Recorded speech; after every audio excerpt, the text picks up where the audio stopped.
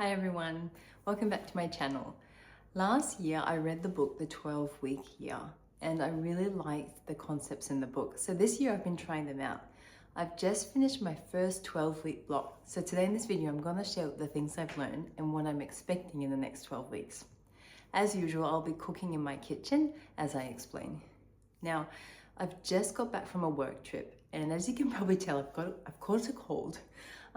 It was a really good trip, but unfortunately it was raining the whole time. So obviously I got too cold and so I don't sound the best, but please excuse the voice. Today I need to do some baking, so I might make some banana muffins, I'll make some breakfast granola, and hopefully our bento boxes for tomorrow when we go to work. So I hope you enjoy. As a mum, a pastor's wife, church staff, and now a brand new content creator, I've realized that if I really don't plan out my days, weeks, and months, time can just fly by without actually getting the important things done. When I started the 12-week year, the first thing I did was divided my life into different categories.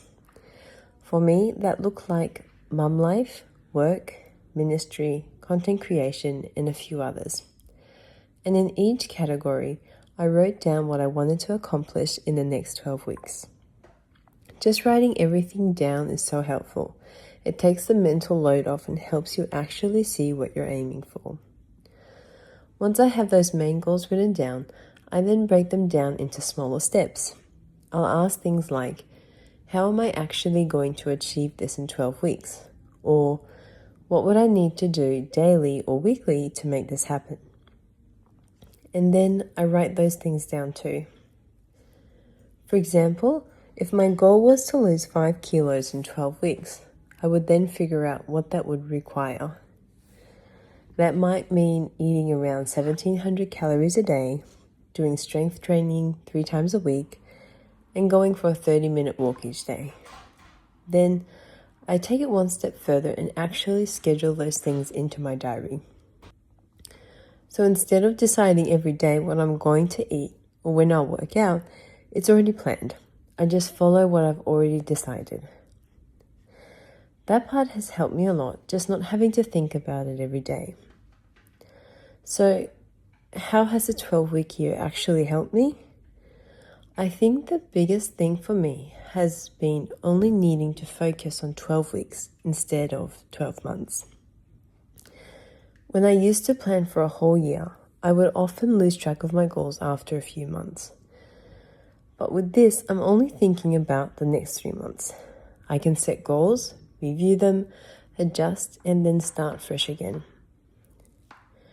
Instead of getting to the end of the year and feeling like I didn't do what I hoped, I get a chance to reset every 12 weeks and enjoy the progress and the wins along the way.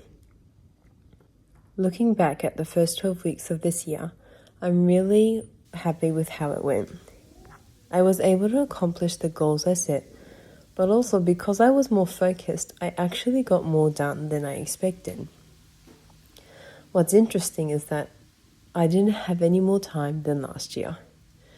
I was doing the same amount of work at my workplace, but I added this YouTube channel, and I also started regularly working out at the gym again. So my responsibilities didn't really decrease, but I think I just used my time better. And I think that came from having a clear plan for a set amount of time. So going into the next 12 weeks, I feel excited again. It kind of feels like the start of a new year all over again. And I think having that rhythm of resetting every 12 weeks is something I want to keep doing. I can't wait to see what I'll accomplish in the next 12 weeks. So if you have big goals, but feel overwhelmed trying to plan a whole year, or you find it hard to stay consistent for 12 months, I would really recommend trying the 12-week year. It might be a framework that helps you move forward a bit more steadily. Thank you so much for being here, and I'll see you again next week. Bye!